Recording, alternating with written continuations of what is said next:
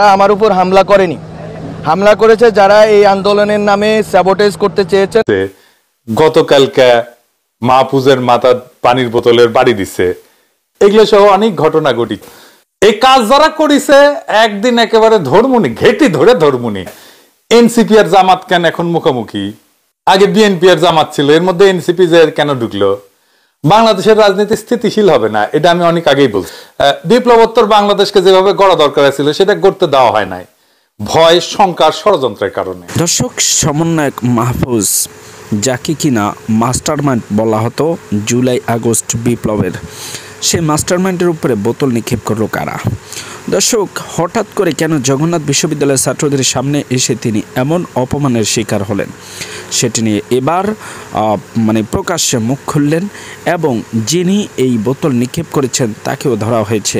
শেষ পর্যন্ত জানা গেল তিনি বাংলা কলেজের আওয়ামী লীগের ছাত্রলীগ করতেন, সেই একজন নেতা। বিস্তারিত আরও কিছু তথ্য থাকছে আজকে ভিডিওতে, ধৈর্য সহকারে দেখতে থাকুন। চল চল যাই যমুনায় যাই, এই রাজনীতি, এই মুভমেন্ট আমরা আর হতে দিব না। হামলা করেছে যারা এই আন্দোলনের নামে স্যাবোটেজ করতে চেয়েছেন। আমি শুধু দুঃখ জানাতে চাই যে এরা আমাদের সাথে আন্দোলন করেছেন, কিন্তু আমি মনে করি যে যারা আন্দোলন করেছেন জুলাইয়ের গণ অভ্যুত্থানে, তারা আমার উপর হামলা করেনি, হামলা করেছে যারা এই আন্দোলনের নামে স্যাবোটেজ করতে চেয়েছেন। প্রথম থেকে কথা ছিল গতকালকে রাত্রে আজকে আমার সাথে তাদের মিটিং হবে, সেই মিটিং তারা করেননি।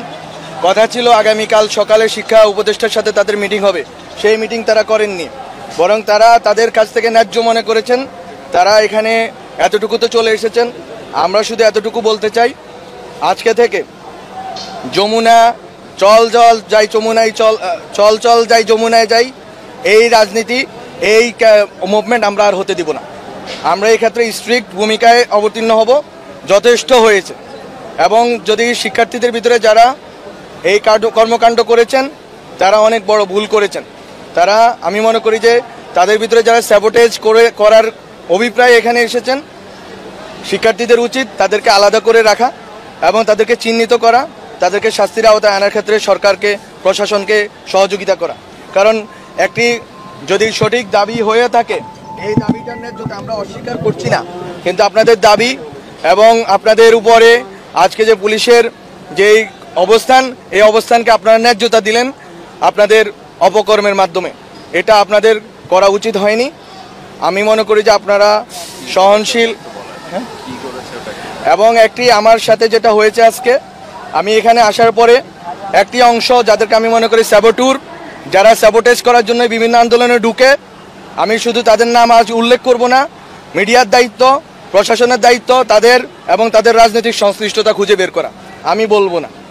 আপনারা খুঁজে বের করুন, দেখবেন একটি গ্রুপকেই পাওয়া যাবে এবং তাদের যেই নির্দিষ্টভাবে একজন ব্যক্তির প্রতি যে হিংসা গত 8 মাস ধরে রয়েছে এবং তাদের যেই হিংস্রতা অনলাইনে দেখা যায়, তারা আজকে এখানে এটা করেছেন।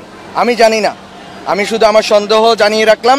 প্রশাসনের দায়িত্ব, মিডিয়ার দায়িত্ব এটাকে খুঁজে বের করা এবং এখানে বিভিন্ন আন্দোলনে যারা স্যাবোটেজ করবেন তাদের ব্যাপারে সাধারণ ছাত্রদেরকে বলতে চাই, স্যাবোটেজকারীদেরকে আলাদা করেন। আপনাদের ন্যায্য দাবি সরকার শুনতে রাজি। আমি গতকালকে রাত্রেও মিটিংয়ের জন্য রাজি ছিলাম। আজকে রাত্রে আমার সাথে 9টায় মিটিং হওয়ার কথা ছিল, আগামীকাল সকালে মিটিং হওয়ার কথা ছিল। কিভাবে হুট করে এই মিছিলটা সেই পুরান ঢাকা থেকে কাকরাইল পর্যন্ত এসে পৌঁছেছে আমরা জানি না। আমি আইন শৃঙ্খলা বাহিনীকে বলতে চাই যে শিক্ষক এবং শিক্ষার্থীরা যখন আন্দোলন করবেন, আপনারা অবশ্যই তাদের সাথে প্রথমে ডায়ালগ করার চেষ্টা করবেন, প্রথমে সংলাপের চেষ্টা করবেন, প্রথমে কোনোভাবে ফোর্স ইউজ করবেন না। এটা আমাদের একটা ট্রমা, আমরা যারা অভ্যুত্থানে অংশ নিয়েছি। আমি মনে করি যে আপনাদেরকে প্রতিটা পদে পদে তাদের যারা নেতৃবর্গ আছে, আজকে শিক্ষকরা ছিলেন ওখানকার, যদি আমি দেখলাম আজকে শিক্ষকরা ওদের কাছে পরাজিত হয়েছে এবং শিক্ষকরা তাদের কাছে অসহায়, শিক্ষকদের কোনো নৈতিক মোরাল অথরিটি তাদের উপরে নাই, এটা আমার জন্য দেখাটা দুঃখজনক ছিল। কিন্তু তারপরেও ওনারা আমাদের শিক্ষক, তাদের প্রতি শ্রদ্ধা রেখেই বলবো আইন শৃঙ্খলা বাহিনীকে রিস্ট্রেইন্ট রাখতে হবে। দর্শক, এখানেই শুধু শেষ নয়, সমন্বয়কদেরকে যেন সাধারণ মানুষ এখন অন্য চোখে দেখছেন। সকলেই শুধু সমন্বয়কদের অপমান করে কথা বলছেন। এর কারণ হিসেবে কি উল্লেখ করা হয়েছে বিস্তারিত সেটি দেখবেন। তার আগে বলে রাখতে চাই, যদি এরকম নিত্য নতুন ভিডিও পেতে চান অবশ্যই চ্যানেলটিকে সাবস্ক্রাইব করে পাশে রাখা বেল বাটনটি অন করে দেবেন, তাহলে প্রত্যেক মুহূর্তের আপডেট নিউজগুলো পৌঁছে যাবে আপনাদের কাছে।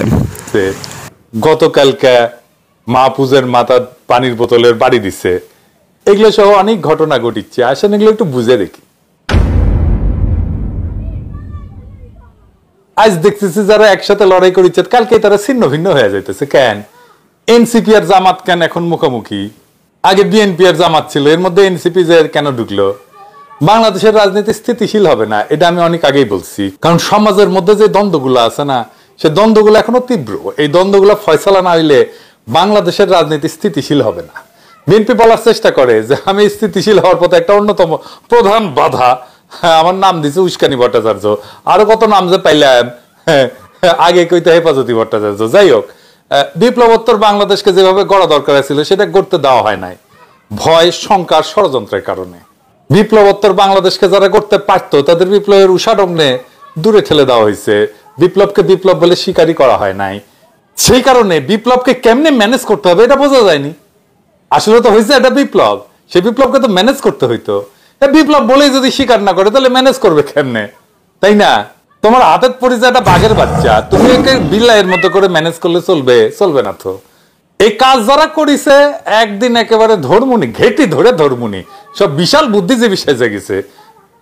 বিপ্লবের পরে বিপ্লবী শক্তিকে ঘরে পাঠিয়ে দেওয়ার চেষ্টা করা হয়েছে।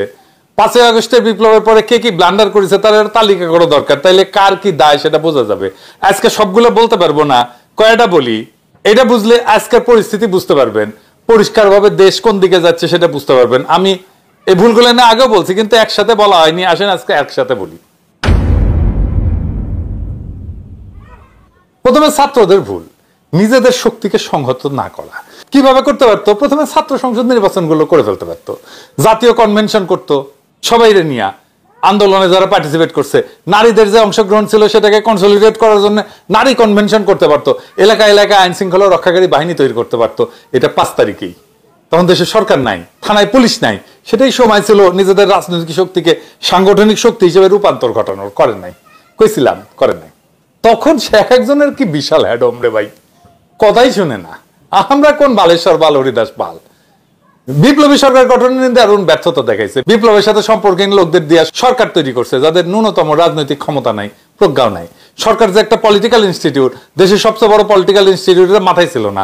বিপ্লবের প্রথম প্রহরে বিপ্লবের সারা হয়ে গেছে, এটা ছাত্ররাই করেছে। কারণ সরকার তো গঠন করেছে ছাত্ররাই। প্রফেসর ইউনূসও কইছে যে ছাত্ররা তাদের নিয়োগ করছে। তারপরে বিপ্লবের প্রধান একমাত্র স্টেক হোল্ডার হিসেবে নিজেদেরকে দাবি করছে এবং বিবেচনা করছে। দাবি করা শুধু না, বিবেচনা করছে। নিজেদেরকে বিপ্লবের পিতা মাতা, মাস্টার মাইন্ড এইসব ভাবিছে। তারা নিজেরা বুঝে নাই যে তারা আসলে 1971-এর শেখ মুজিব, যার নাম মুখে নিয়ে যুদ্ধ হচ্ছে, কিন্তু সে কিছু করুক না করুক রাজনৈতিক লড়াইয়ের এজেন্সি জনগণ নিয়ে নিছে। লড়াই হচ্ছে তাদের নামে। সে চুপ করে বসে থাকলেও মাঠের লড়াই থামবে না, লড়াই চলবেই। কারো কোনো ক্রেডিট থাকলে দিতে অসুবিধা নাই, কিন্তু নিজেরে অলমাইটি ভাবা শুরু করলে মুজিবের মতো বিপদে পড়তে হয়। তারা পড়িছে কিছু পার্সোনালিটি দ্বারা।